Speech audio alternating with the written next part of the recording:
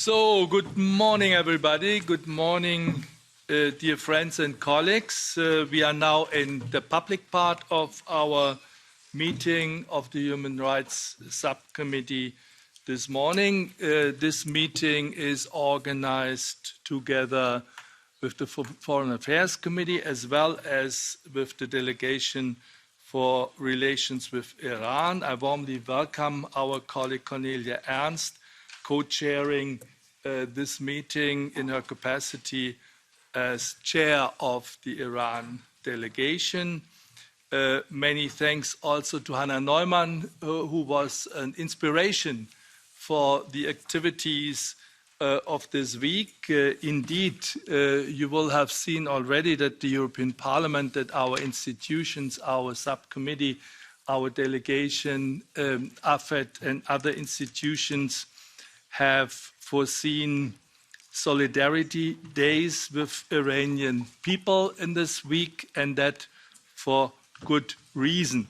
We will have several events today, tomorrow, and on Thursday.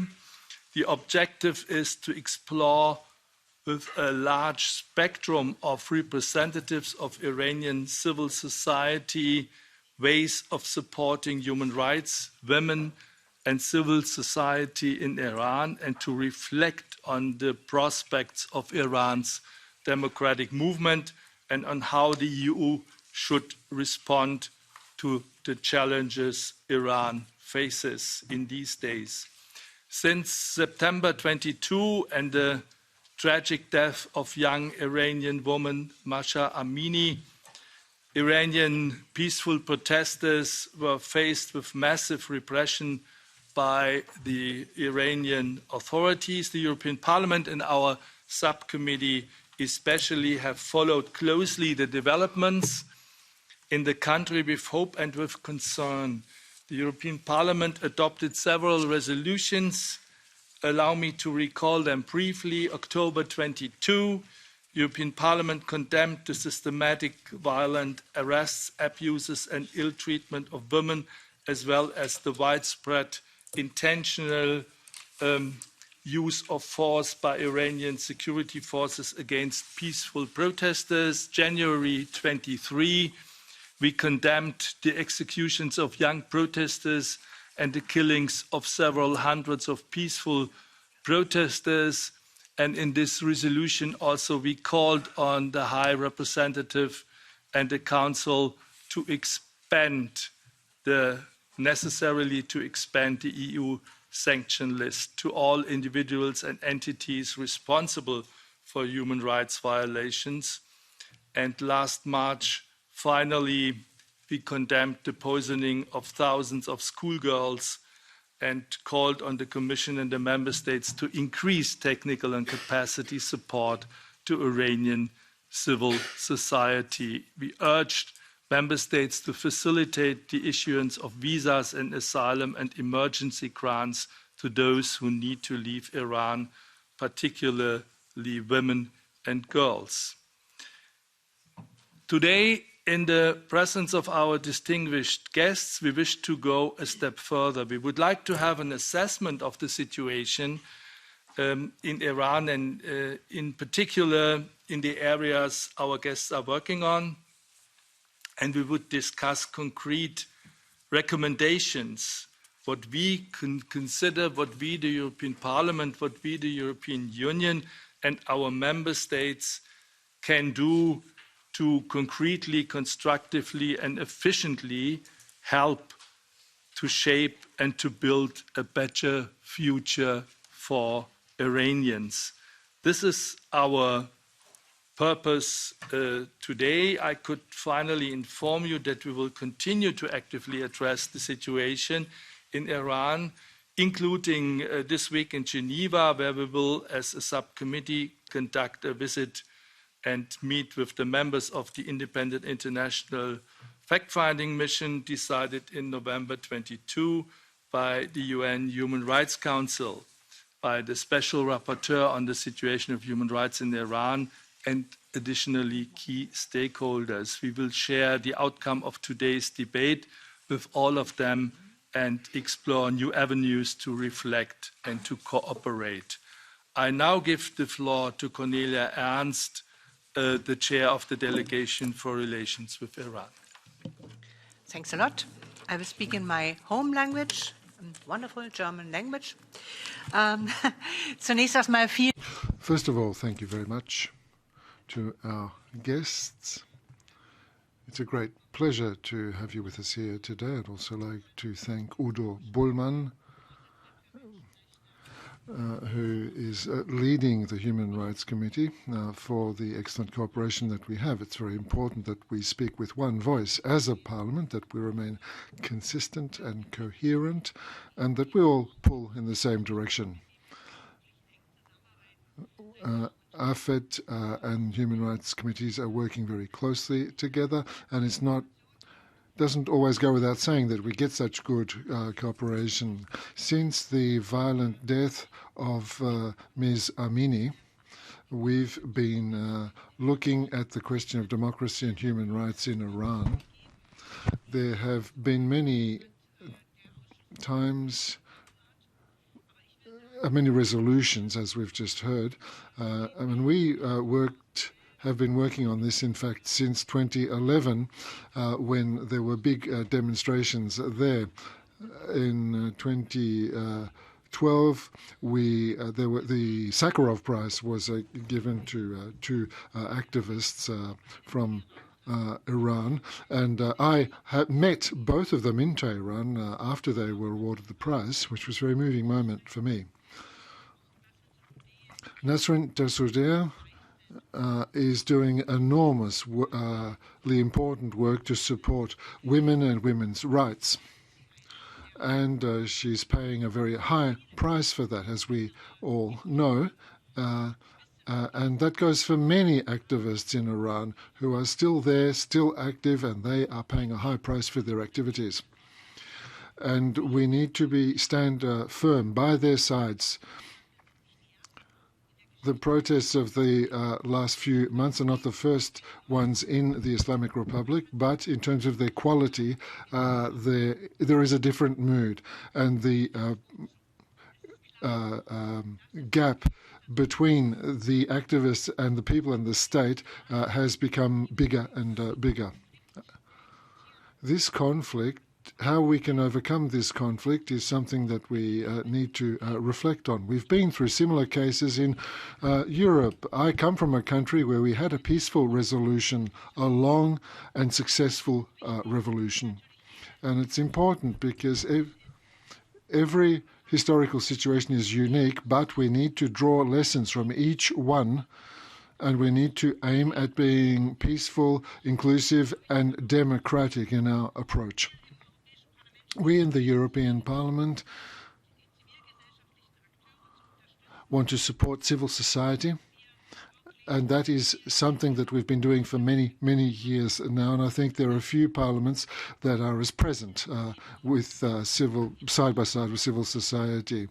And those in the Iranian diaspora know that we all want change in that country. The sanctions in the USA aren't making it easy to help financially. We are trying to help civil society in Iran, nevertheless, and in Europe should not push back people who come to Europe from Iran asking for refugee protection. And we really must not drop any aspect of all of this situation. We need to focus on everything, every point. And so this discussion is all the more important. Thank you very much. Thank you, Cornelia. Now give the floor to Mahdieh Golroo, journalist and women's rights activist, for some 7 minutes, please.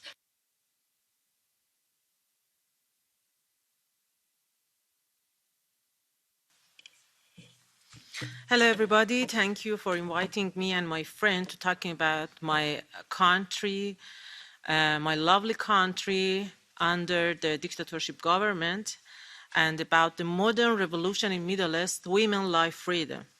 Women, life, freedom revolution can change not just Iran, can change many things in Middle East and in the world.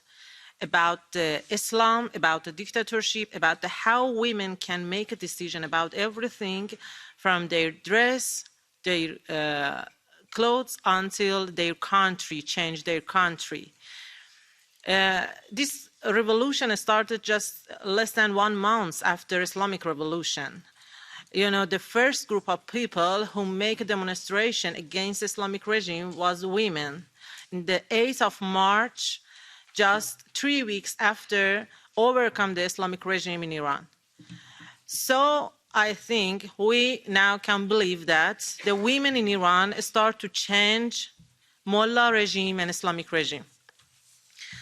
And thank you for this opportunity to talk about this revolution. I will briefly mention some important issue. The most important thing is the internet in my country.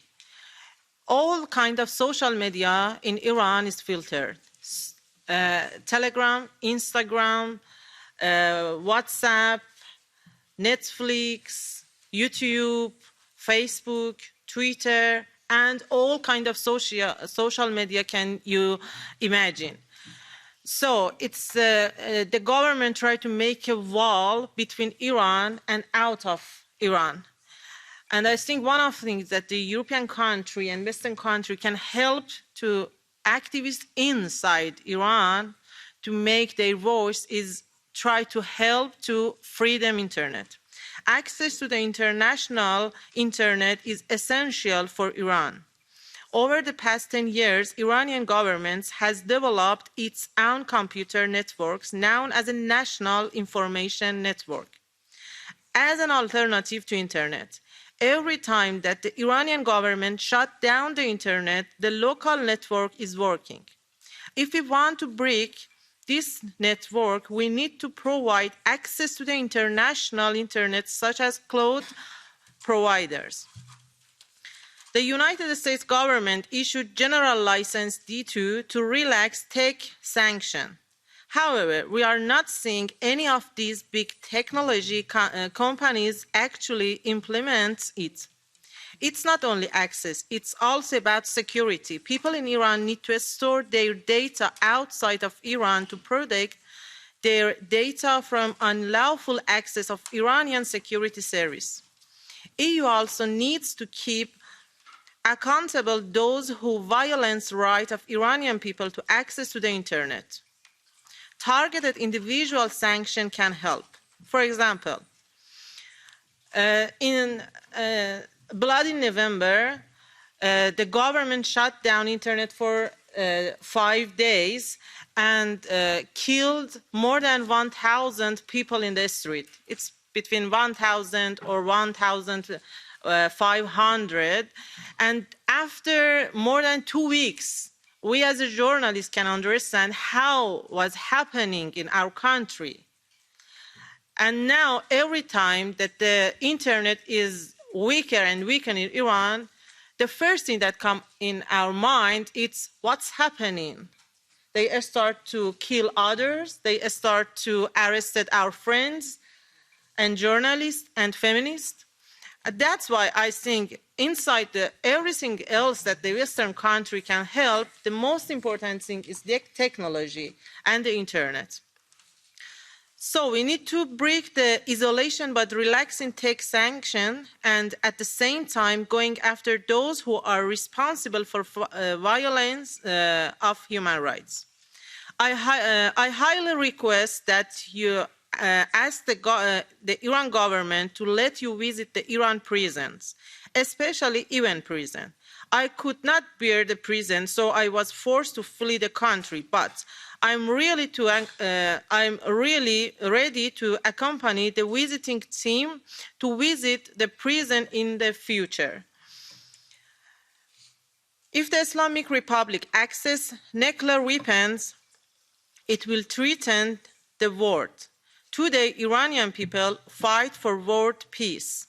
Supporting the current revolution in Iran is not just make benefit the Iranian people, but it could secure benefits all over the world. The Iran government supports all Islamic extremist groups in the world.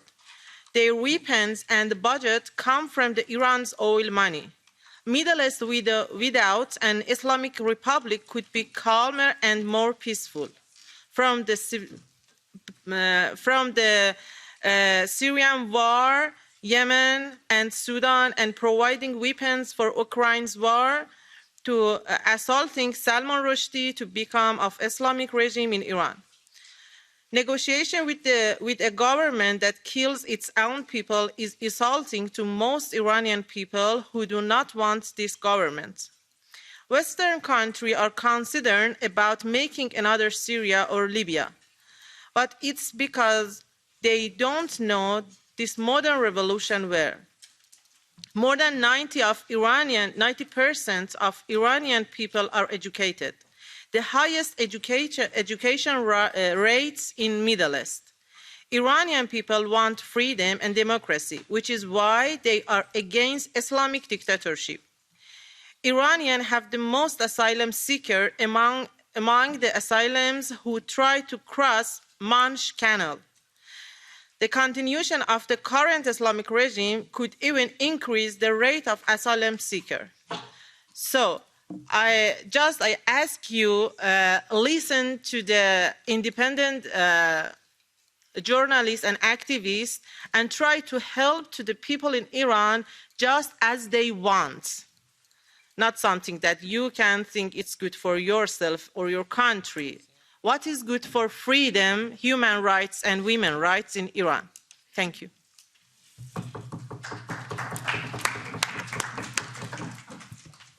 Mahdieh Golroo, many thanks for your analytical approach, but also for the very, very precise recommendations for what is to be done. This is exactly what we would like to see today and what we like to discuss amongst us to go further in progress and in giving support. Hamid Esmaeilion is with us. I had the pleasure to meet him in a huge manifestation in Frankfurt where he contributed to. He is a writer and activist, and I have to say that we are deeply sorry for the loss that he has to pay to the crimes of the regime, because members of his family fell victim to these criminal activities. We welcome you here, and we are very happy to have you today with us, Hamid. Thank you very much, Mr. Bowman. Distinguished members, thank you for inviting me to appear before you. My name is Hamid Esmaeilion. I lost my wife and 9-year-old daughter when the Islamic Revolutionary Guard Corps shot down Ukrainian flight PS-752 over the skies of Tehran on January 8, 2020. I have been active with the Association of Families of Flight PS-752 victims in their fight for justice, truth, and accountability. That heinous crime claimed the lives of 177 innocent passengers and crew members aboard that flight, including 55 Canadians, and many European passengers from Ukraine, Sweden, and United Kingdom. The willful murder of Flight PS-752 passengers is yet another link in the endless chain of crimes perpetrated by the Islamic Republic regime over the last 44 years. I join you today to speak of the continuing upheaval that has engulfed Iran since the murder of Mahsa Amini 7 months ago. It is indeed a great honor to be in Europe, where so many of you have stood with the people of Iran in their quest for justice, human rights, and liberty. Many European elected officials have stepped up to sponsor persecuted Iranian dissidents. I would also like to thank many of your member states for ensuring that the Human Rights Council in Geneva created a fact-finding mission on human rights violations in Iran, and for supporting the initiative to expel the Islamic Republic from the UN Committee on the Status of Women in New York. We know all too well that under these dire circumstances, time and advocacy is essential. United in diversity is the motto that underlines the essence of the European Union, that strives to forge a common destiny rooted in shared values and a humanist heritage.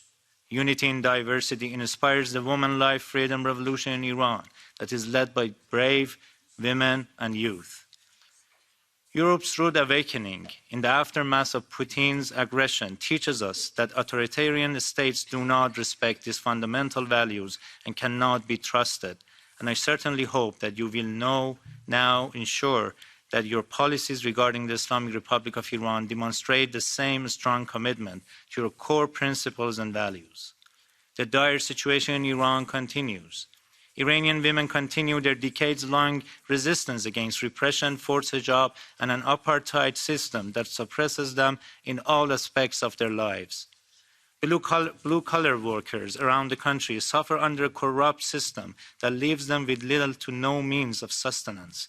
The sporadic strikes are evolving into a nationwide workers' uprising. White-collar workers suffer under similar circumstances and must soon join the revolution with institutional strikes. Young men and women have no means to communication with the outside world as a state-controlled system censors, monitors, and limits access to the internet. Tragically, young schoolgirls are systematically targeted in their schools with widespread poison attacks. These are merely the highlights of the conditions in Iran. Several hundred deaths, many summary executions after rapid show trials, prominent political dissidents and social activists are in prisons around the country, and many more thousand ordinary peaceful protesters have been incarcerated with no access to proper legal representation. Rampant inflation and exponential devaluation of currency has left the general population in acute despair. All the while, the military kleptocracy and regime operatives enjoy lavish lives and use their privileged position to loot the country's coffers. Iranians are demanding nothing less than an end to the unaccountable criminal tyranny in Tehran. Any attempts, and with polls suggesting more than 80% of the population wants an end to the regime.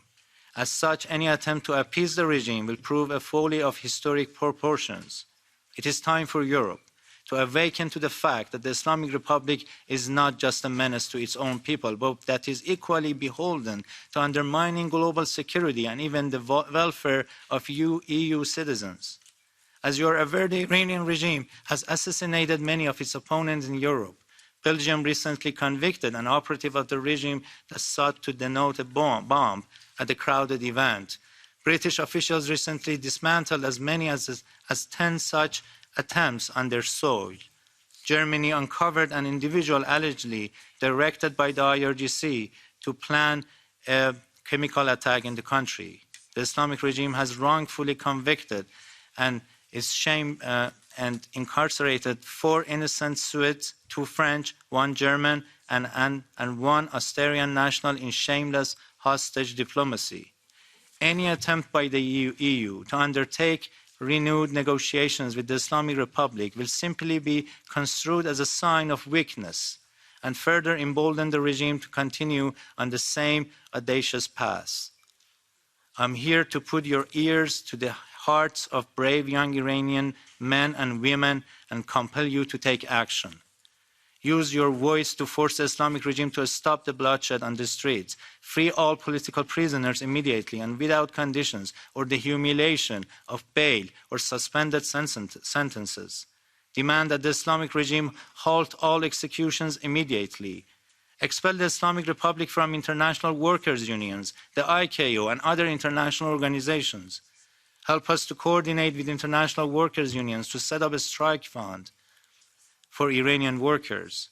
Use the technology and means at your disposal to provide free and unhindered access to the internet for the people of Iran. And finally, call the IRGC what it is, unofficially named that nefarious, bloodthirsty, and corrupt entity as a terrorist organization. Put your words into action and prove your solidarity with the people of Iran by dismissing Iranian diplomats from your countries and listing the Islamic Revolutionary Guard Corps personnel as persona non grata in the EU. I thank you for the time you provided me for my opening remarks, and I look forward to answering any questions you may have. Thank you very much. Thanks very much, Ahmed. Our next speaker is Fatameh Karimi, researcher in sociology of gender, women's rights activist, and president of Kurdistan Human Rights Network in France. Please, you have the floor for 7 minutes. Mesdames et messieurs, Ladies and gentlemen, I'm here today as a representative of the Kurdistan Human Rights Network, and I thank you for the opportunity to speak. Most of the Iranian people is oppressed by the central authorities, initially by the Pahlavi dynasty and now by the Islamic Republic. But the level of oppression is not the same, depending on sexual orientation, religious beliefs and so forth. The oppression is more or less strong. The Kurds are one of the most oppressed group in Iran, because the Kurdish question is, according to the Iranian authorities, a danger to the country. These oppressive policies weigh very heavily on the Kurds and have historically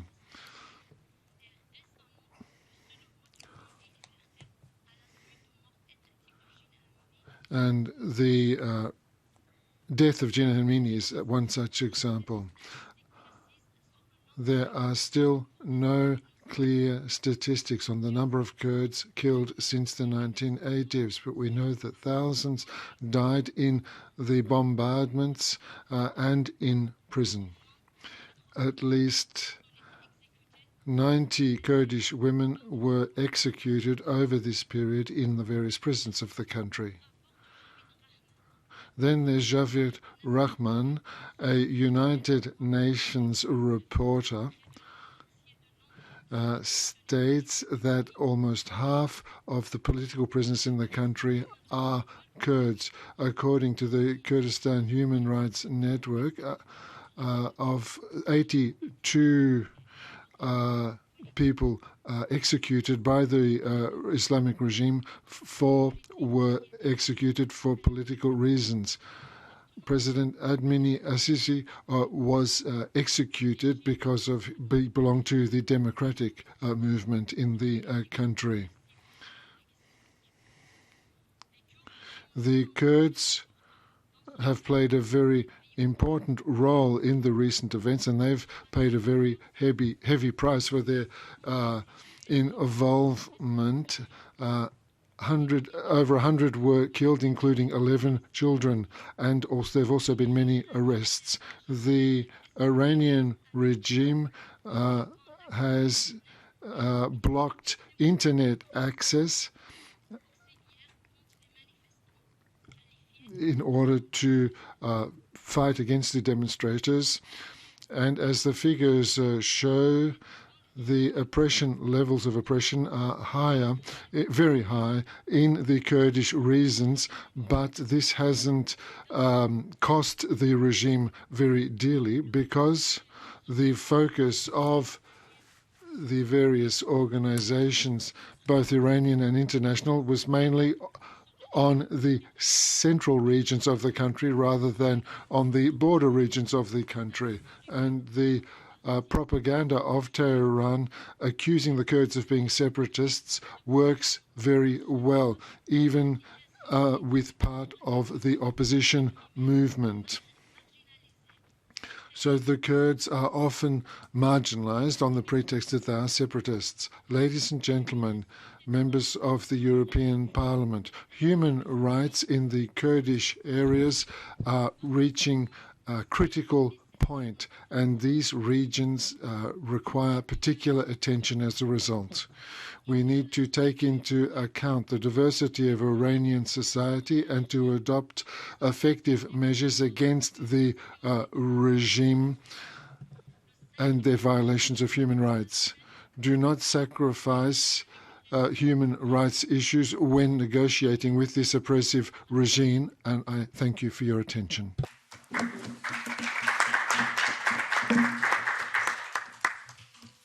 Thank you so much, Fatameh. Our last guest who is going to address us is Ardeshir Amir Arjomand, Senior Advisor to Presidential Candidate Mr. Mir Hossein Mousavi. You have the floor for 7 minutes. Bonjour. Je vous remercie. Good morning. Thank you for your invitation. I'm here as a lawyer. I'm a law professor, and for 20 years I was part of the Sheriff of Scotland, and I'm here as a lawyer today. I will share some of my views with you. In legal terms, we have a massive and systematic violation of human rights in Iran. This is not only about civil and political rights, but also economic, social, and cultural rights, and environmental law is also being violated. There are many different causes behind this, but the main cause is the absence of a state of law and corruption, which is a structural aspect of the government, which plays into the hands of criminal organizations and involving them in the legal government of the country. And we are against legal sanctions which reinforce the hegemony of these criminals and weakens the population and civil society. To remediate the lack of the rule of law, at least formally, we have for a long time called for the application of the Constitution as it stands, in spite of the weaknesses that exist in the text. The Iranian society is in a state of transition at the moment, and it is a very diverse society, and there are very different ways and sometimes contradictory ways of life.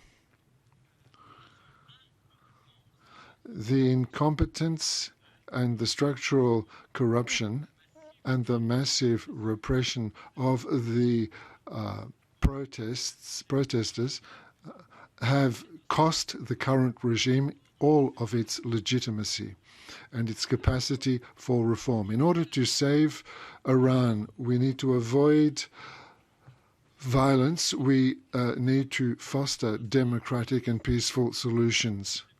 And none of that can come from outside. It has to come from within the country. And as a result of that, on the basis of this, we propose the idea of a referendum being held on the fate of the current regime. If the people vote for regime change, we would then need to put together a constituent assembly to draft a new constitution. And then there would be another referendum to vote on the draft constitution. And all of this should be done in keeping with the rules of equitable, free and fair elections.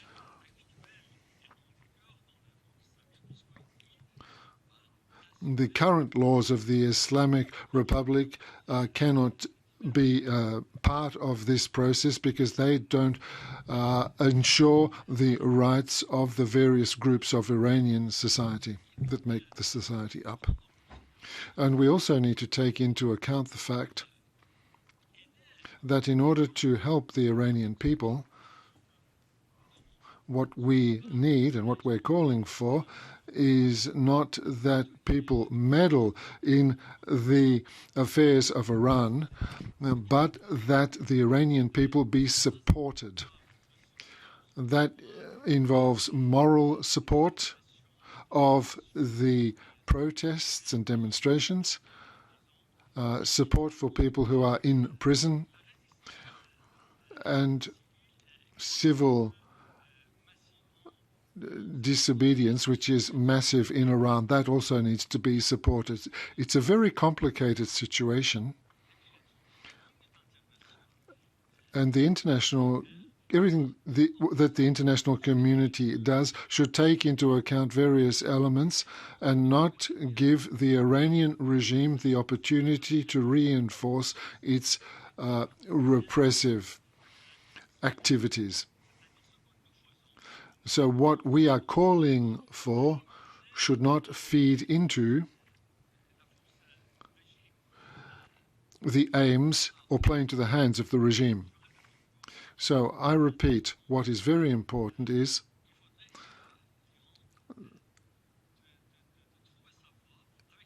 we need to help Iran find its own way from within. Thank you for your attention. Merci bien, Ardeshir, and thanks to all our guests here who have spoken to us, who have addressed us. They very well highlighted also very different areas of defense of Iranian people and different areas of necessary change. Thanks to each and every contribution. Please allow me now to give the floor to Hannah Neumann, who has not only contributed but also permanently asked for this week of solidarity. You are the first speaker, and then we will follow our list. Hannah, you have the floor. Thank you, Mr. Chair, and well, thank you everyone who made this possible, but also who is here today to keep on going the discussion about Iran and the revolution that is happening there. We could see, I think, from all the speakers that everyone has suffered great losses because of the regime that is in place in Iran and what it does to its people. Most of you are not able to go back to the country, by the way, nor am I. Most of you are facing personal attacks, and some of you, or I assume most of you, have lost friends and family members. The revolution that is happening since 3 months has clearly profoundly shaken Iran, but it has, I think, also shaken the world because it has shed light on the atrocities of the regime and of its resistance on the people in Iran. It has also showed the big solidarity that is inside the country, where women, minorities went to the streets, but then supported by people from all walks of life and all gender. And what this revolution has clearly achieved is that everyone now knows how brutal this regime is, how it is beating, raping, executing its own people only to protect its power and its kleptocratic way of life. And the only response the regime has, apparently, contradictory to some announcements that we heard here, is simply more repression. And I think that is why it is quite clear that the regime is impossible to reform and that it is a big threat to its own people, to the region, and to the world as a whole. And the question many here in the European Union we are asking ourselves right now is, what is the alternative and how can we get there? And this is also how I understand some of your remarks.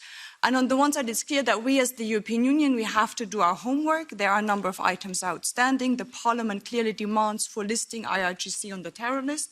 It hasn't happened yet. Maybe EAS, who is here as well, can clarify a bit on that. We said we can't negotiate a nuclear deal with the regime while it kills its own people. So this is also a clear demand from this Parliament.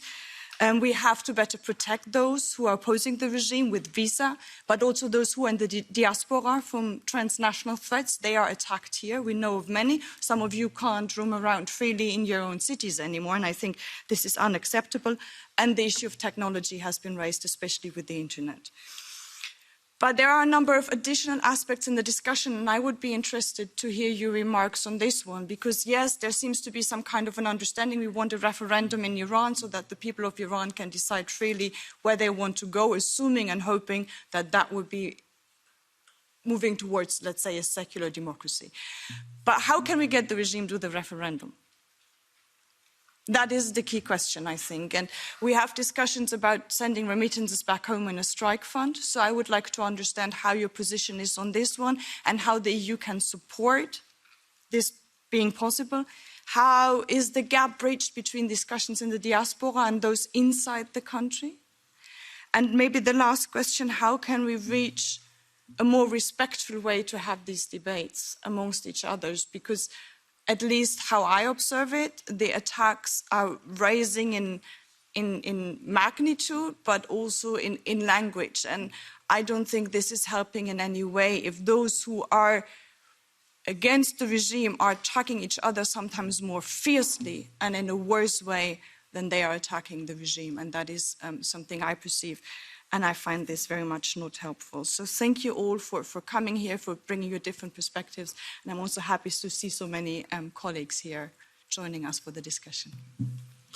Thank you, Hannah. Let me read out the list of speakers which we already have. And then I would invite the colleagues who are not on the list to give us a hand, to give us a signal that we can take note. I have, and that will be the order of speakers as well, Isabel Wieseler, Thijs Reuten, one of our AFET members, Bernard Guetta, Andreas Schieder, Ernest Urtasun, who is also our AFET standing rapporteur on Iran. This is the list of speakers so far. If you are not on the list, please indicate. So now we see three more colleagues. Nacho, you as well?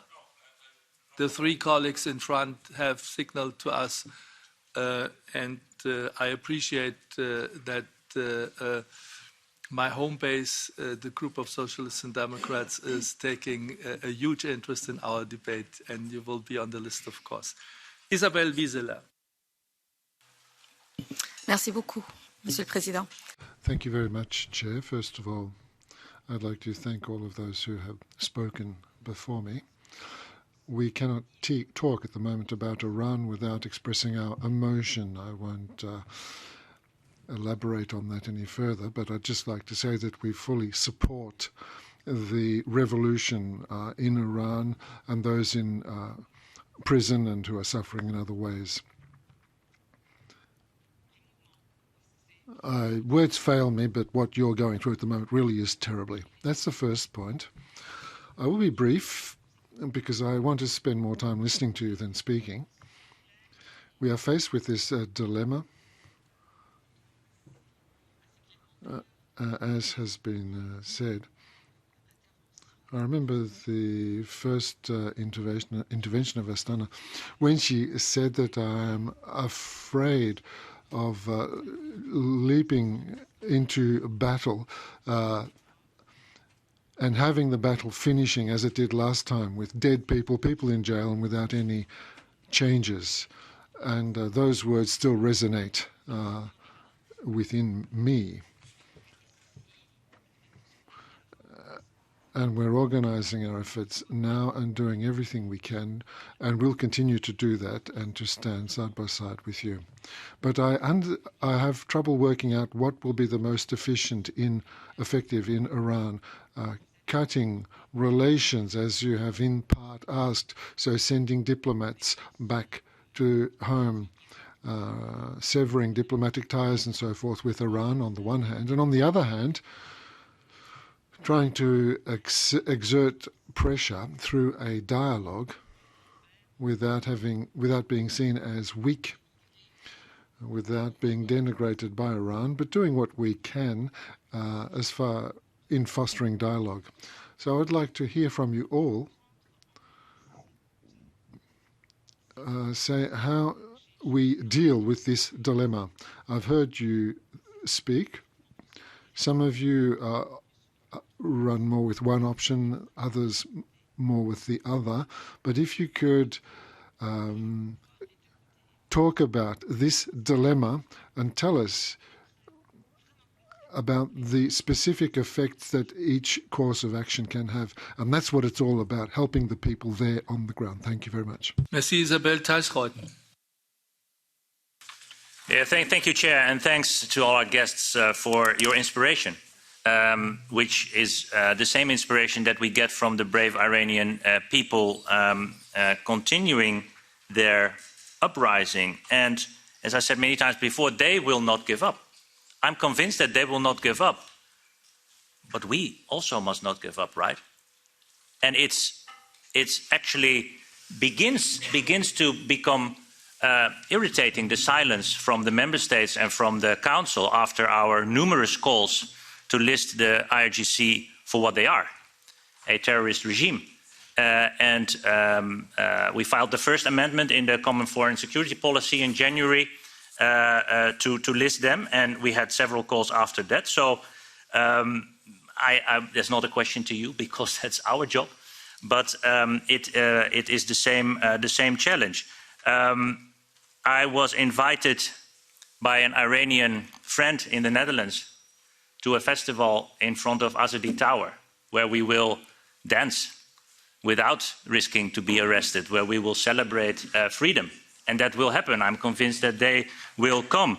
But the question is, how do we get there? How can we overcome, and that's a question to you, how can we overcome this next phase, as I call it? Because now people are, especially here, not in Iran, but especially here, losing the faith a little bit. So how can we come to that next phase? How can we combat the division? Because division is the greatest gift to any autocrat. And I want to ask you, you also said, Ms. Golroo, that we need to focus on the Iranians in Iran. So how can we get rid of that debate that is starting now outside Iran, among Iranian diaspora, among their supporters that are trying to take sides? That is the worst thing, I think, that can happen to us, that we become divided, that we start to focus on discussions in New York, in Amsterdam, in Paris, instead of focusing on Iran. And my second question, I think to anyone who wants to answer it, how can we help you individually in that struggle, struggle to keep our eyes on the ball, and how can we contribute to that unity as a parliament, as a family of European parliaments who are also convinced that we need to do more? It's more at the level of the member states and the Commission that it's now stuck. But I would be grateful for your answers, and thanking you again for your inspiration. Thanks. Thank you.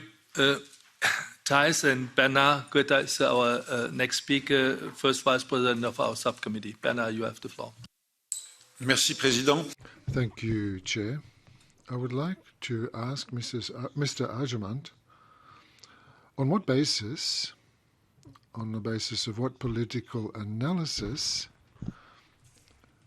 of the situation in Iran, Mr. Mousavi decided publicly to break with the regime? On what basis? So that's my first question. My second question is the division that we have seen mounting over the past 15 years within the Iranian clergy, to what extent has that increased following the demonstrations and the upheavals that we've seen of recent times? Thank you.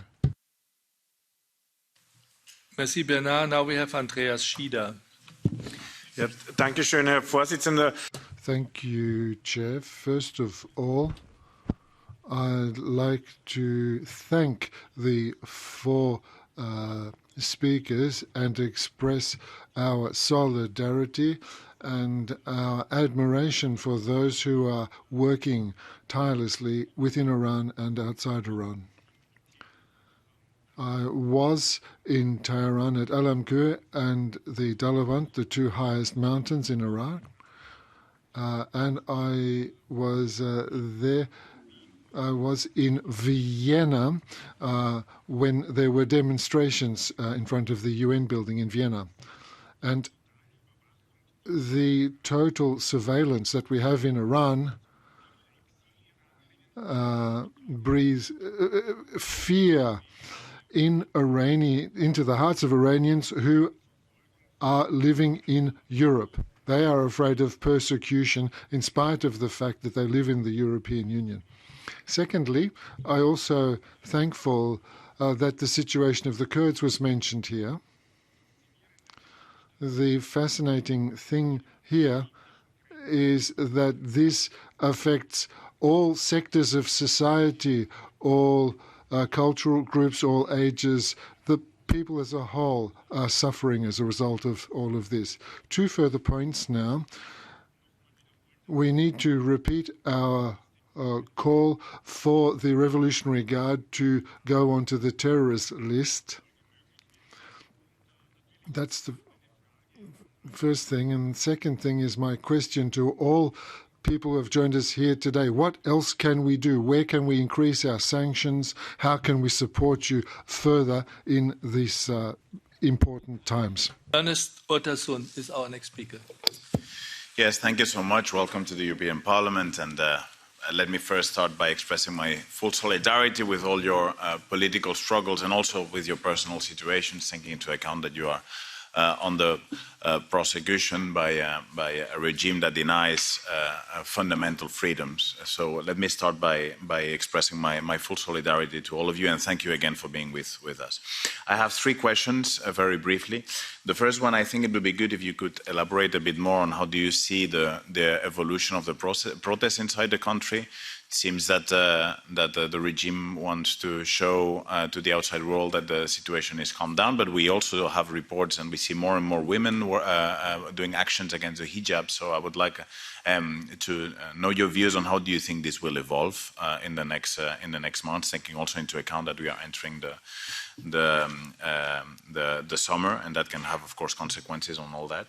Secondly, also Hannah Neumann made the question, which I think is very relevant for us as well, is how to make or how to help the work of the diaspora and the people on the ground be more united or work better or stronger. I have the impression that there are strong debates around that, and I think it would be good also to see your views on also the role that the EP can play on that. I mean, this week of solidarity goes, of course, into that direction, but I think it would be good to know your reflections on that.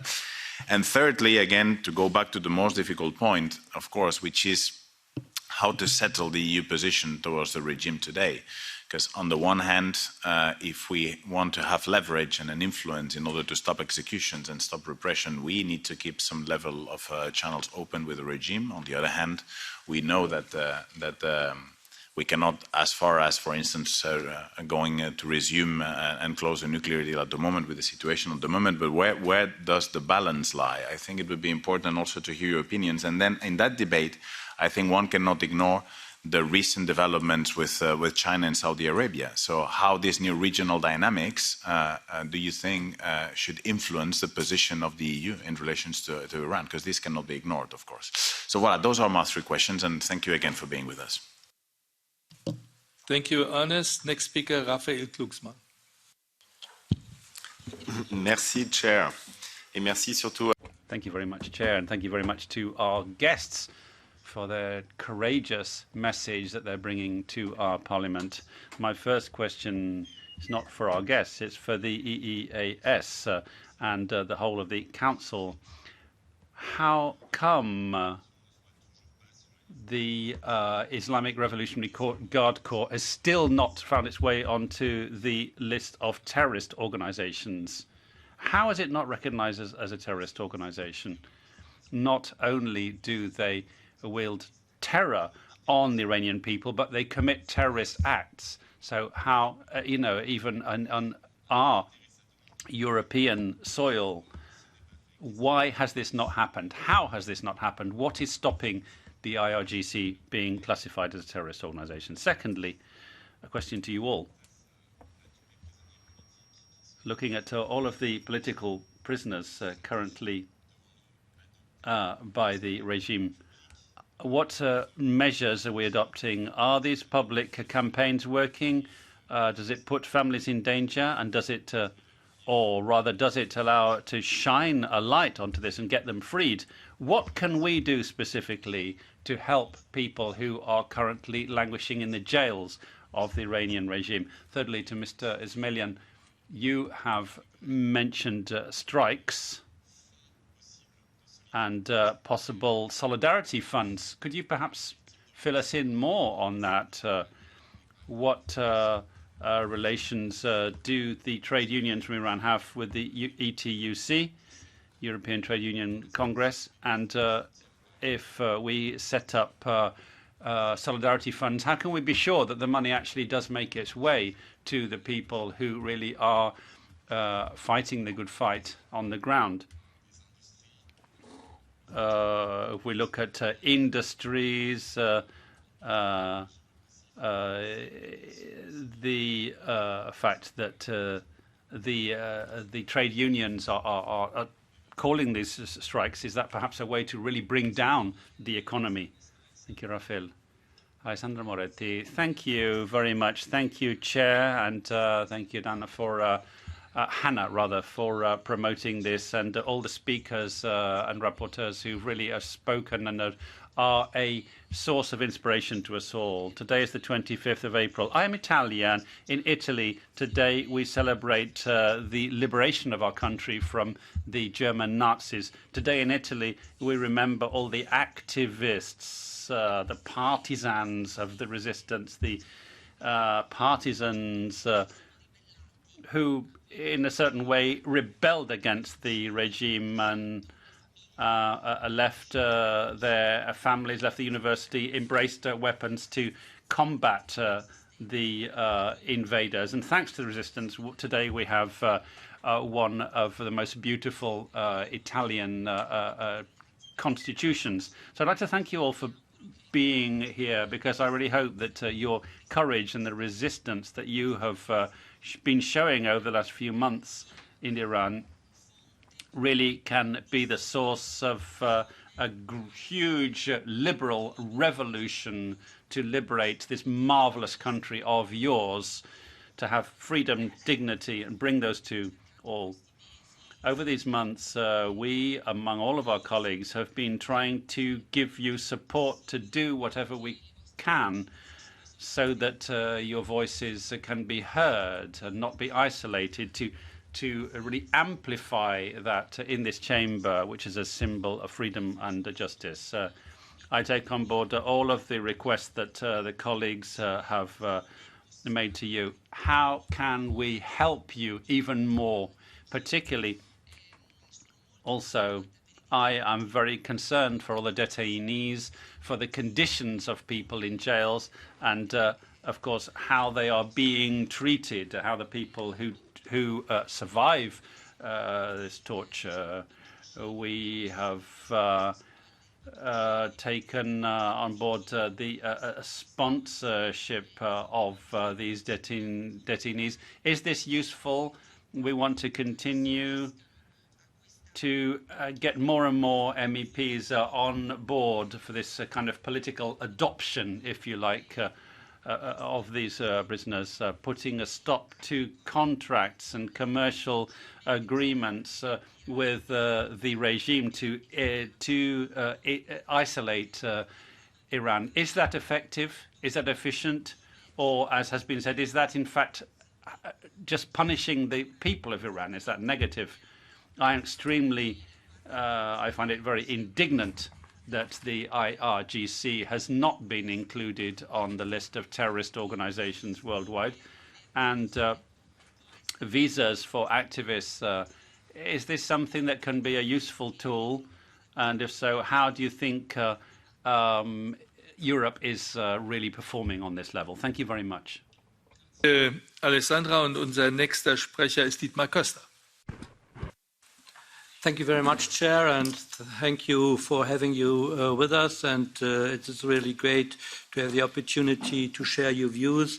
And your statement shows clearly that the European Union must support the revolutionary forces, that Iran will find its own way for its democratic society. I would like to raise the following question. Last week, the very controversial Reza Pahlavi paid a historic visit to Israel.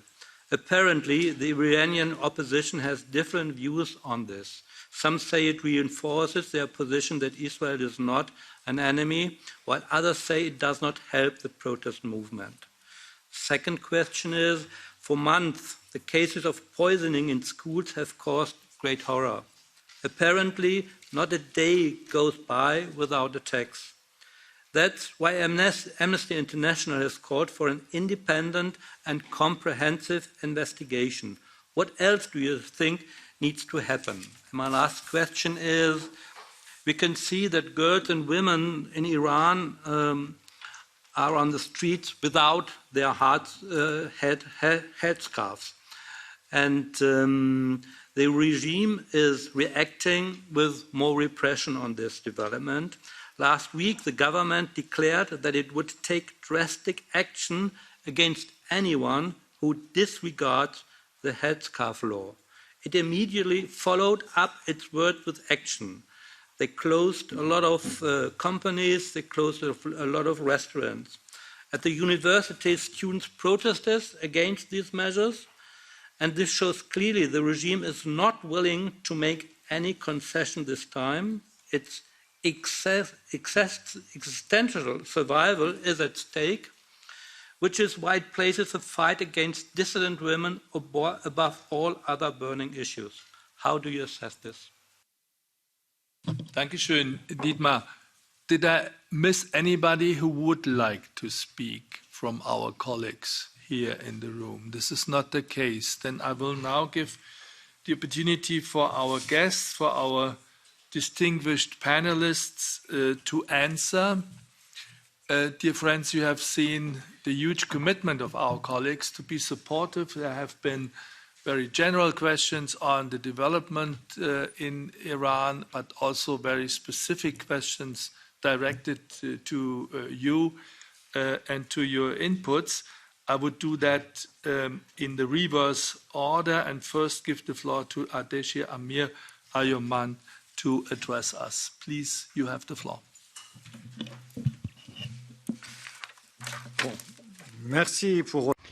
Thank you very much for your questions. Well, how can we change people's lives? Or what to change my life? Well, it's not something that happened suddenly. They've had a very firm position from 2017 and 2019 that was reconfirmed with the repression and the Shah. The repression has really very much increased as there's been a request for self-determination. So the main lines really that are important in the development of the situation in Iran, they affect his position. If you look at the breadth of the protests against the regime, you can see there's a correlation with the breadth of the repression. The situation shows that people have already sort of outgrown the current regime, and that the regime no longer respects any rules of democracy. You can see that in their response. So there's no legitimacy anymore for this regime.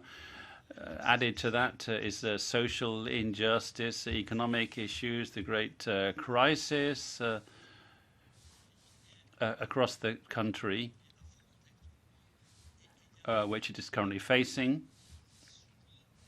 And it underscores the most important crisis, which is the paradox, the insolvable paradox of the regime. There's an internal paradox in the regime. The Faria, as I see,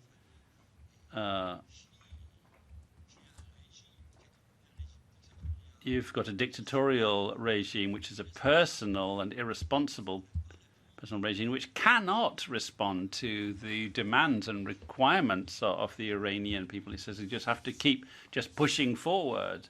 Said, well, we've been calling for the in the overall total application of the Constitution for many years, and to have a sort of a transfer or a movement to a different society, you have to overcome a number of these issues. But it has to be based on the rule of law. So this is what I would say that needs to happen for the future of Iran. I think there were already differences inside the GC. These differences have grown considerably over the last few years because a lot of Iranians are no longer satisfied or no longer agree with the way that the country is being run, but they don't have the resources, they don't have the means to overthrow the regime. Khomeini in the last 30 years has tried to change the very basis of society, the clerical basis society, having the clergy depend upon the regime. And that's a very important in our analysis of the current situation. He's created this dependence on him by the clergy because they know that the respect of Islam and the Shiite movement is central to his power. But of course, that runs counter to the very fundamental principles of the Shiite movement. Should I address the other questions made, or should I stop here? Okay, I'll carry on. Other questions you've asked. The question about the situation of women in Iran. I think where civil society really has really been successful is the civil disobedience. It's the first time, in fact, that the regime has actually been publicly beaten. It's lost its legitimacy. It's shown its incompetence in running the country.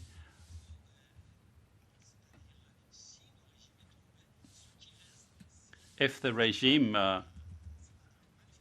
falls, what we're seeing is that women have pushed forward this, to a certain extent, successful unveiling of the regime. But it's a very complicated situation because even within the repressive forces and the police force, they're not prepared to follow the orders of their superiors. They've got daughters, they've got wives who are behaving like these protesters, or making declarations and conversations they've had with Khomeini. They have spoken to Khomeini. We have the same issue happening inside our houses. So they really can't do anything to stop the women. So the declarations, they've really insisted upon this fact that the important thing is, the future of the republic depends on the women fighting for this. It's a very specific question of Bernard. Are you satisfied with that, or would you come back, Bernard? Just let me clarify one thing. When you say that women won the battle, are you alluding to the fact that now we see women walking without a headscarf in the streets of Tehran, or are you referring to something else? No, I'm actually referring to something else. They have partially won this combat because, fortunately they can now walk in the streets without a headscarf, but also the Iranian repression will not prevail. They've partially won because this is unstoppable now. Because it shows that the regime has already lost the battle. Despite all of the restrictions they've imposed, they will not win the day. And the mechanisms that they've tried to create to bring women once again under their heel and to stop the resistance is not working. And this is also visible within the internal play of forces within the regime. Me to answer the questions. Ouais. Well, just about the issue of women. For me, it's also a victory, and I'll tell you why. Because it's not just being able to walk bareheaded in the street. It's everything. It's the question of the veil of the headscarf. That's part of the ideology of the regime. Up to now, we've had a lot of movements, a lot of demonstrations, but each time we said it's the fault of this or that government. But now, because we were never bold enough to say that the target is Rahmani, is the Islamic Republic, but now, thanks to this question of headscarves, thanks to this question of women, we can see the end of the Islamic Republic. Perhaps for the time being, the movement has been oppressed and is being oppressed, but the important thing is the change of mentality in Iranian. We've changed everything. We've said, okay, up to now, we've put a lot of resources into trying to reform the regime, but that's it. Now, with this whole headscarf issue, say, we are demanding the end of the Islamic Republic. We want to have politicians that set up true gender parity and gender equality throughout the Green movement and the other demonstrations. The women's issue was always marginalized, but now, for the first time, they've accepted that this issue is fundamental. It's front and center of the whole movement. Many women have taken part in these demonstrations, and they had other claims and other demands, Kurdish women, Baluch women, and class questions, national issues, minorities, ethnic minorities, and so on, because oppression is not quite the same.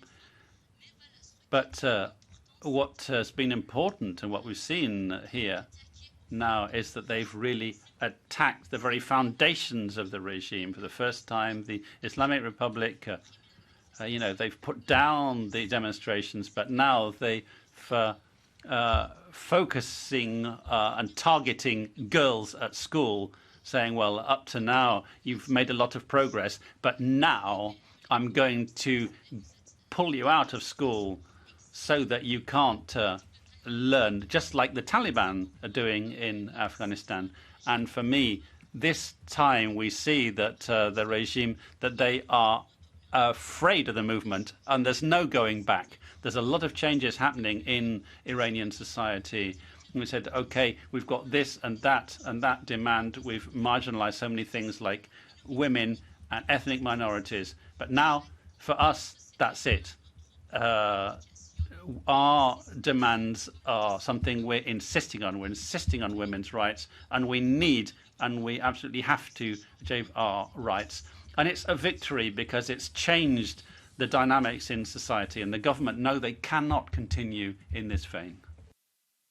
Merci, Fatameh. Thank you, Fatameh. Esmaeilion. Respond to questions.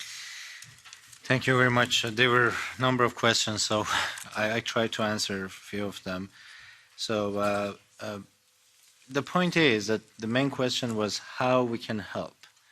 I mean, the most efficient way is to empower Iranian people inside the country. And there are ways to do that. I can focus on three things. One is internet, as we said several times. The access to internet is blocked in various places in the country. Two main issues in internet. One is Starlink and the other one is VPN. So people need VPN to have an access to the social media applications, and also Starlink for the activists, for ordinary people.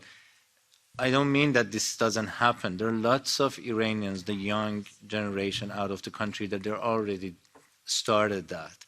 And I'm in touch with a lot of people, like, as I said, the young activists around the world, that we are focusing on this, and we're trying to organize and have a way to send Starlink inside the country, and also VPNs. The other thing is helping the families of detainees and families of the, all the individuals that we lost in the last 6 months or in the last 40 years.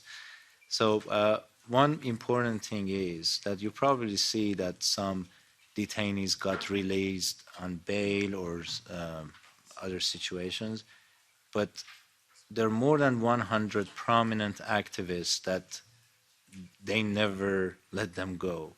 Like, I heard Nasrin Sotoudeh's name, for example. So she's out on medical conditions, but they wanted to take her husband inside the prison. So, and other activists, I know that another activist has a trial this week. So the prominent ones, they never get released. So they are the ones that they can plan for the next steps.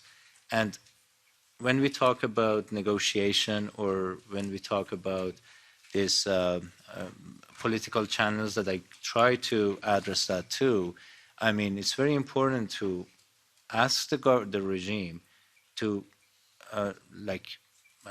release this 100, 150 prominent activists.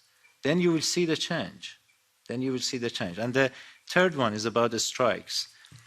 I know that some Iranians out of the country, they're already started to work on the strike funds, but it's very difficult. There are very important issues here. The first one is that we need an exemption. I think it's very difficult to send money to Iran. It's impossible, actually, in large amounts. And for Starlink, we got the exemption, so that's why their Starlink goes inside the country. But for strike funds, not yet. So we need the exemption from different countries first, and we need to add, appoint some NGOs that they can send the funds. I'm not worried about the networks inside the country. They are networks inside the country that they can work together and find the right people to distribute the money. The most important part and the most difficult one is out of the country, the exemptions, and the way that we can send money legally to the country. They are underground ways, but to send legal money there, it's a little difficult. We are working on that too. For example, I'm in communication with Canadian government to find 1-2 NGOs that we can raise money, send it to Iran, not only for strikes, for internet, for VPNs, and also. And about the negotiation with Iran and the embassies, 44 years of crimes, 44 years. And we have seen that the embassies have been open for a long time. When I'm saying that the ambassadors should be called back, because I haven't seen any outcome of the negotiation. So in 1980s, they executed thousands of people, but the embassies were open. In 1990s, they oppressed the student movement and the embassies were open. But the time that you called the ambassadors after Mykonos terrorism attack in Berlin, you saw that the reform happened in Iran. Months later. So the only language they understand is the political pressure. So if you don't send them the very strong political message, they don't get it. They don't understand it. And after that, the embassies were open again. In 2009, they oppressed the Green Movement. And then the Bloody November. And then they shoot down the airplane. And after that, now you see that in the last 7 months, they hang people in sham trials, and the embassies are open. Do you see any changes? And most of these victims are children. Most of them. In Bloody November, they killed more than 50 children. In Flight PS752, they murdered 29 children. And in the last 6 months, more than 70 of the victims are children. And the embassies are open, and we don't see any changes. So that's why we ask for some strong message to the Islamic Republic of Iran. And about the visas that you ask, yes, we need visas for some victims. We have a boy in Turkey right now. He's 18-year-old, Zaniyar Tondro. He lost his one eye, and he's losing another eye. A family of 6. The community out of Iran, like in Canada, we sponsor them. We say, okay, if they come to Canada or other countries, we'll sponsor them. We take them to the hospitals. But this visa issues is like an obstacle for us. And this boy is suffering. He was in camp for days, for weeks, and now he's out of the camp. And some Iranians there, they're taking care of them. But Germany gives visa to 2 of the family members. It's a family of 6. So this mom and dad, they have 4 children. 1 lost eye, the other 2 are 13, and the 4th one is 7-year-old. What do you want them to do? Just leave 2 of them or 3 of them there in Turkey and go move to Germany? No, that's not fair. So we need to see these issues and look at the human rights in a right way. So visas, yes, and this is Zaniyar is just an example of dozens of people in Turkey that they're suffering, and they're just examples of the suffering of the Iranian people. Thank you very much. Mr. Ahmed Esmaeilion, many thanks for this very concrete contribution. Before I give the floor to Mahdieh Golroo, let me also invite you, as well as our other guests, not to leave without giving us that very concrete information where we can be supportive also in respect of activities in our member states. I think my members here in this subcommittee have all shown with their contributions that they are standing ready to support you also in individual cases whenever they can do so. So please give us more concrete information and perhaps we can, via your support, also become active here in these cases you mentioned. Mahdieh Golroo. I appreciate your attention to the details in my country, and I try to answer to all questions, but in 1 or 2 sentences. Islamic regime tried to pass some rules against women, and the strategy was that when we pass the rules against women, men support us. When we pass the rules against Kurdish people or Turkish people, Fars people support us. Or if the official religion be Islam and Shia, the Shia people support us. But now, especially during 5 or 6, or I can say in the decades, people support each other without attention to the gender, to the religion, to the ethnicity. And it's very, very important because it's break down the strategy of regime for make an enemy from people against each other. So that's why this revolution and this movement is completely different with the past movement, previous movement. Another thing is about a dialogue. Yes, dialogue is good, but when a woman from Western country who believe to the other religion and don't believe to the Islam go to Iran and in front of the mullah wear hijab, it's not negotiation, it's not dialogue.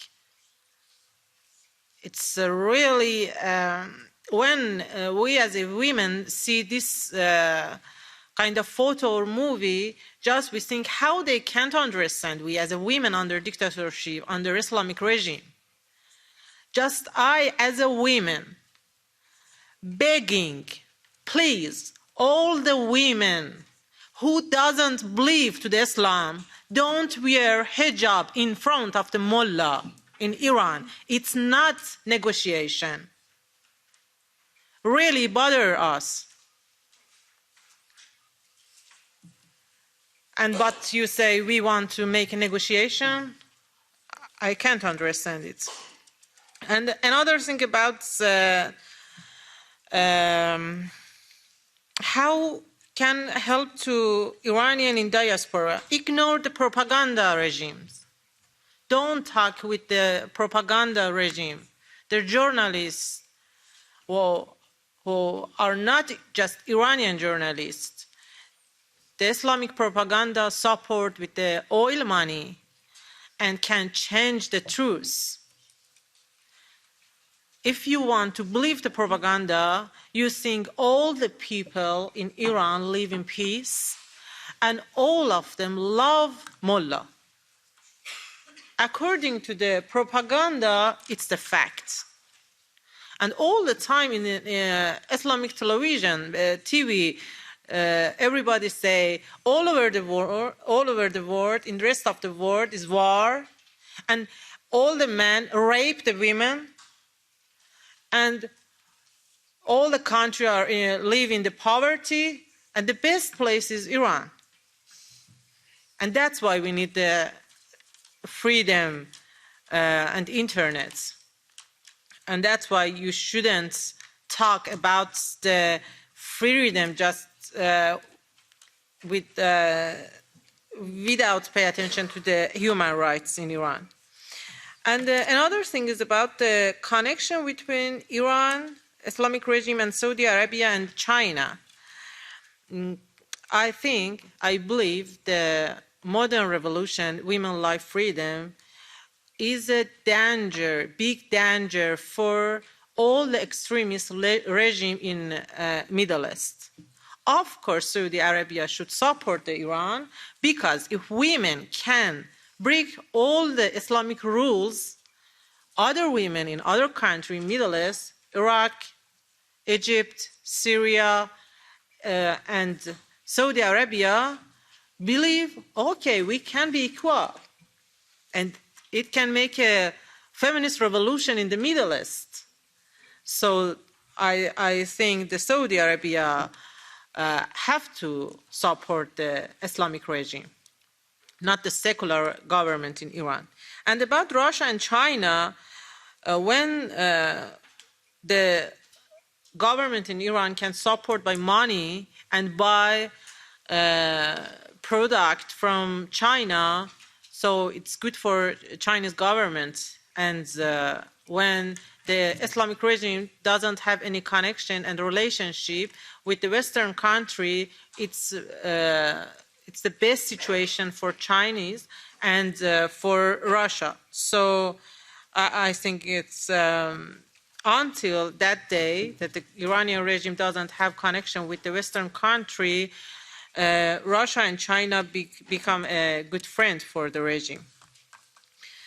And about the future in Iran, I think when the human rights activists all over the world think about the Franco, Hitler, Mussolini, or others, doesn't think they want to back to the monarchy. People in this kind of country want to back to the monarchy or want the republic governments. So it's the same for Iran. After going out the Khamenei and after revolution in Iran, people in the independent and freedom referendum can say what they want.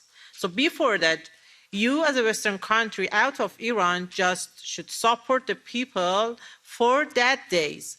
After that, people in Iran can make a decision what they want. They want democracy, but the constitutional monarchy or the secular republican. And so after that, it's just people in Iran business. And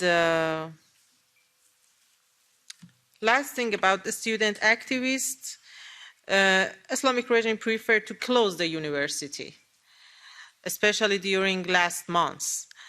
But the students activists make a protest, make demonstration in the university. They was arrested, and but they still make a demonstration and sitting in the university. So it's very important we attention to the human rights and education rights as a part of human rights, women as a part of human rights, and yes, I think that's enough. Thank you. Thanks very much, Mahdieh, Golroo. Thanks very much, all our guests. We have the pleasure to have with us Florent Nita, Deputy Head of Division Iran of the European External Action Service. For comments and remarks, we have seen how important European institutions are for defining our relationship in this situation with the people of Iran. That means member states, that means the High Rep, that means our European External Action Service. Could you please come in for your comments?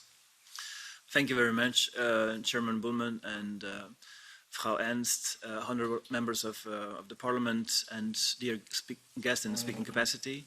And really thank you for facilitating the exchange today. It just builds on the intensive political attention that you had over the last months on Iran, on including the serious human rights violation. I think is not new to say that after the dreadful killing of Mahsa Amini and the ensuing protest, we had a very swift and very forceful reaction as a EU.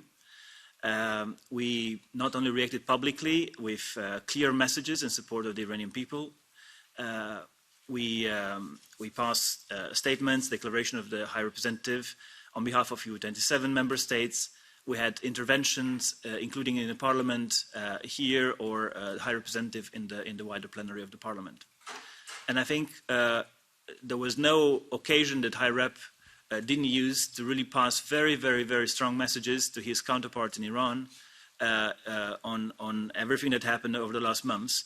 And I think the Iranian authorities know very, very clearly where we stand, and we clear the ground, I would say, very firmly.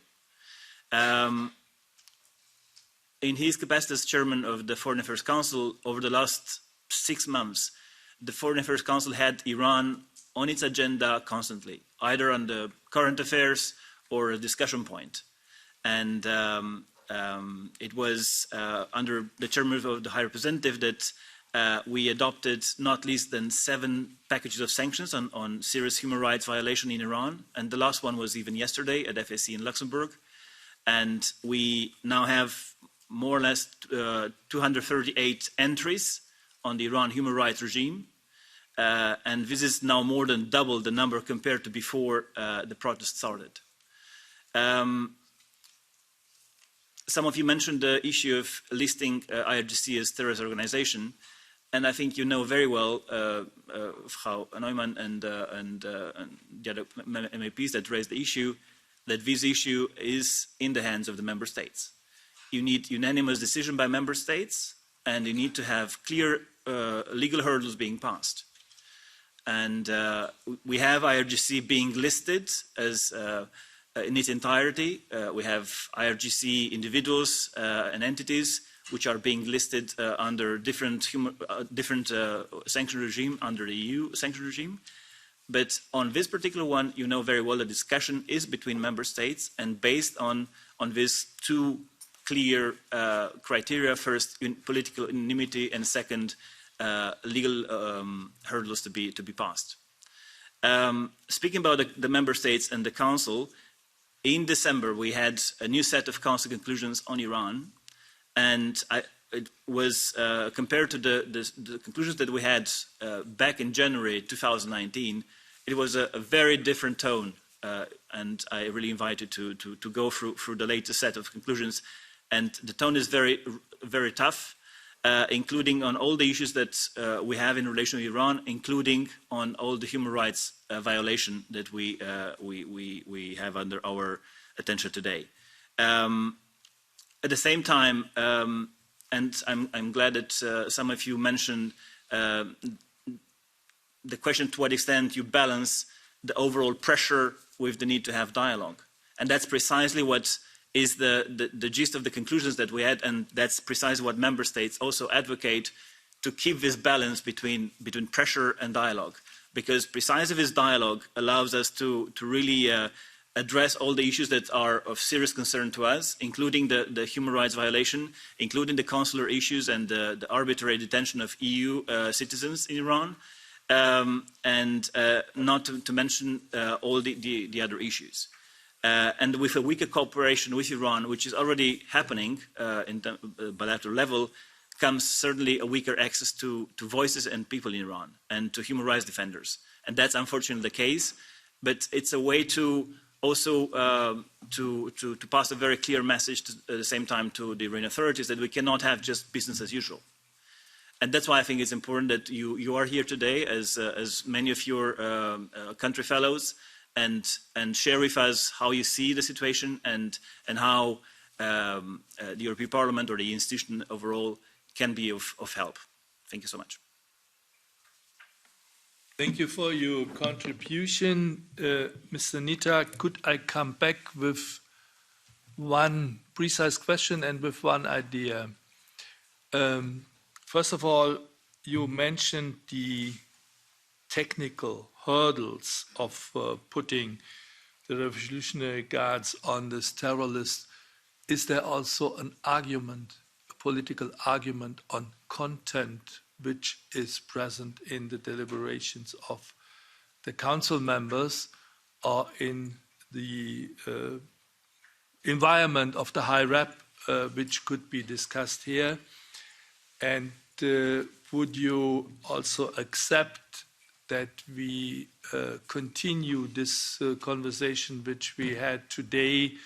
Perhaps I will discuss with the coordinators during the afternoon, either in a public meeting or in a in-camera meeting, to show us the concrete list of activities of support member states as well as the European institutions are already and hopefully tomorrow increasingly addressing to the freedom fighters in Iran. That would be my question, but I see Raphael Glucksmann as well interesting in taking the floor, and I see Hannah Neumann interesting. We have some minutes left, so perhaps we should do that exercise very quickly. Raphael and then Hannah. Yeah, I will be very brief. Thank you, Chair. Just for us to understand, we know perfectly well that it's not your decision and it's not the High Rep decision, but for us to understand a bit more about why our common request from the Parliament is not followed up by action, and it's the same on Wagner, for instance, group. Could you tell us which countries, which member states are blocking? Because it's always the same problem with the Council, that it's dark, there is no publicity about the debates, and therefore you don't have actions taken, and nobody is assuming any cost for inaction. So could you please tell us in which way and with which arguments which countries are blocking? Thank you. Hannah? Thank you. My question adds a bit on that one. First, on the issue of dialogue. We know that if you have dialogue with someone, it kind of means you at least recognize that they have some power and they speak for some people. So having dialogue with the regime stabilizes the regime in this position. So my question is, what is it that we got in return over the last 6 months? And at the same time, do you also have dialogue with other people, such as these 6 up here, but also others that are out there, to also understand what their perspective on Iran is? How is that happening, in which context? Because I'm only aware about the dialogue that EAS is having with representatives of the regime. And the second question goes with the terror listing. And Raphael mentioned one point, so which are the member states that are actually blocking? Because we, in our capacities, can pressure our own governments, because there's anonymity almost inside the European Parliament for the listing. So which member states are blocking? And we know that on some topics, EAS is hiding behind member states. I have the impression that is the case here. On some topics, especially our High Rep can be quite outspoken and can be quite provocative in pushing member states in a direction. I have not observed this when it comes to the listing. On behalf of Mr. Borrell, correct me please if I'm wrong and tell me where he did that. And the last question, and maybe that's more something for later in camera meeting, when we see where EU support goes, also financially inside Iran, I don't see so much support going to civil society organizations. Maybe we can discuss internally how this could be improved, also with some of the information that we can also get internally from UN, because I know once you talk about it, it gets more complicated. And maybe, Udo, if one of the speakers also has a question to EAS, if the time allows, I think that would be interesting to give them the opportunity as well. I take this in the slim version, not in the extensive version. I take this proposal on board. If there is any question from our guests to the External Action Service, I ask them now to raise their hand. This is not the case. So, Mr. Nita, please come back to the questions of our colleagues. Thank you very much for the questions. Just to start with the IRGC listing, you know very well that I'm not in a position to share the names of member states. The discussion in the Foreign Affairs Council are confidential, and that's the way it is. So it's beyond my mandate or the mandate of EES to share the names of member states and how the discussion goes in the Council. This is just by the way of procedures. We are not in a position to share such information at all. Second, in terms of dialogue and what we have achieved so far, I mean, we have been, I think, over the last month, been very clear in the bilateral engagement with the Iranian authorities and passed very, very strong messages. And I think that's precisely what these, let's say, channels of dialogue managed to do, is to really make sure that they really understand where we are and our red lines, and that these have to be understood. You mentioned, Chairman Bullman, about the extent to which the political consideration in RGC listing have been taken into account. And I think it's very clear for everyone, sanctions, EU sanctions at all, are first and foremost a political message.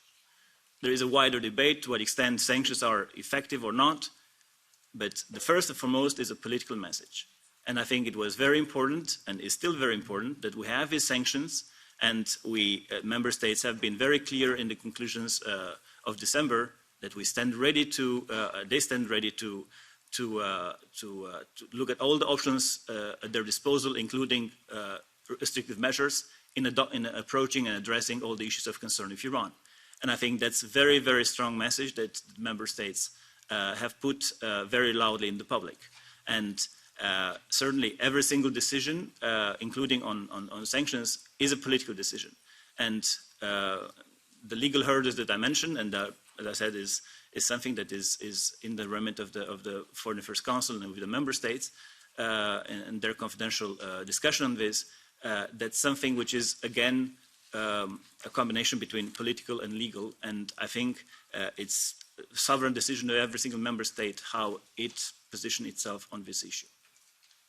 Thank you. Many thanks, Mr. Nita, for being with us today, and many thanks for this dialogue and this conversation. As the chairman of the Subcommittee of Human Rights, let me conclude on this element of our conversation. First of all, we very well understand your personal situation and that you cannot go in this dialogue beyond your means. That is on an individual basis totally justified and accepted. But for us, this is not, and that has nothing to do with you personal, that is not acceptable on institutional terms, because neither the subcommittee nor AFET co-organizer today, nor the delegation for Iran, nor the European Parliament is willing to fall victim to the Kafka syndrome, sitting in front of the palace and do not find how to access a system which is a democratic institution under the European treaties. And we will find our way to get access, I'm pretty sure, and I think I can speak on behalf of all of my colleagues here. We will find our way to open this dialogue. We will find our way to get access to this information we are requesting, and we are finding our way to send messages. Now the floor is to Cornelia as the head of the Iran delegation, and she will find her personal resume as well, perhaps also indicate the forthcoming issues. Yeah, thanks a lot. I'd like to say the following. First of all, thank you to one and all. And the position that's being taken is not an easy position to take, and it's been taken very judiciously. Colleagues, please look at what the impact would be of such a terror listing. Most of these measures are already in place. Access to data, the whole issue about assets, that's been in place for a long time now. Then there's the question of the definition of terror, and we need to be very clear about how that's defined, what that means.